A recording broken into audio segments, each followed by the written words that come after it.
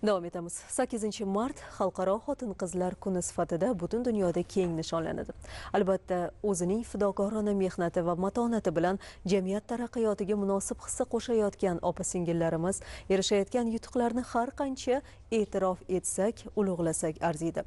Bayram arafasida O'zbekiston Respublikasi Prezidentining farmoni bilan ko'p yillik samarali mehnati, yuqori kasbiy malakasi va mahorati bilan yurtimizdagi islohotlarda faol qatnashib, xalqimiz farovonligini yuksaltirish yo'lida alohida tashabbus va ibrat ko'rsatib kelayotgan bir guruh xotin-qizlar davlatimizning yuksak mukofotlariga sazovor bo'ldi. Do'stlik ordeni sohiblari orasida O'zbekiston kasaba uyushmalari Federatsiyasi kengashi bo'limi boshlig'i Nodira G'oyibnazarova ham bor. Nodira G'oyibnazarova O'zbekiston kasaba uyushmalari kengashi tizimida bu nom alohida jaranglaydi. Sababi o'zining g'ayrati, shaxtu shijoati bilan ajralib turuvchi Nodira opa 35 yildan buyon sohada mehnat qiladi. Davlatimiz rahbarining 8-mart Xalqaro xotin-qizlar kuni munosabati bilan yurtimizdagi bir guruh opa-singillarimizni mukofotlash to'g'risidagi farmonida O'zbekiston kasaba uyushmalari Federatsiyasi kengashining mehnatni muhofaza qilish bo'limi mudiri Nodira G'oyibnazarova ham bor. Bu juda katta e'tirof, davlat rahbarining e'tirofi.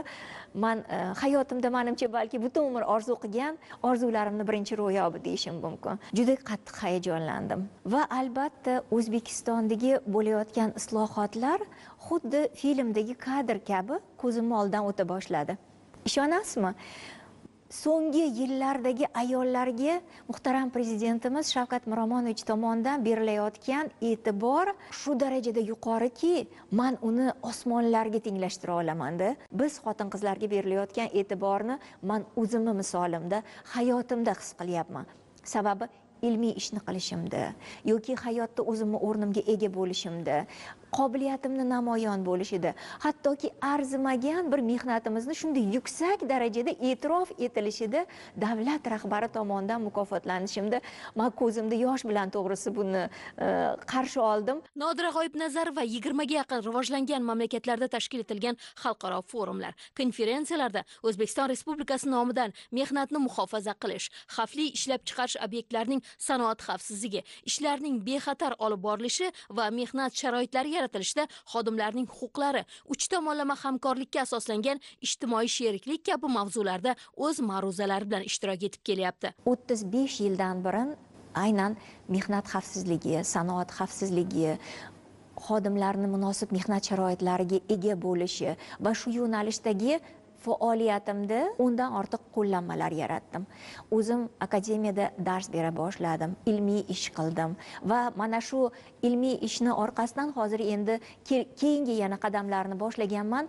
O'zimni tajribamni amaliyotga joriy etishga imkoniyat paydo bo'ldi. O'zimni tajribamni nafaqat talabalarga beryapman, balki ishlab chiqarishga, xavfli ishlab chiqarish obyektlarida sanoat xavfsizligini ta'minlanishida va mana shu xavfsizlik ta'minlanishida insonlarning hayoti, salomatligi, kasbiy qobiliyatini saqlanishida o'zimni tajribalarimni butun O'zbekistonni tajribasiga uyg'unlashtirishga bir imkon topgan. Nodira G'oyibnazarova o'z mehnat faoliyati davomida faol jamoatchi, zamonaviy dunyoqarash egasi, milliy qadriyatlarni yaxshi o'zlashtirgan, mas'uliyatni chuqur his etadigan rahbardir.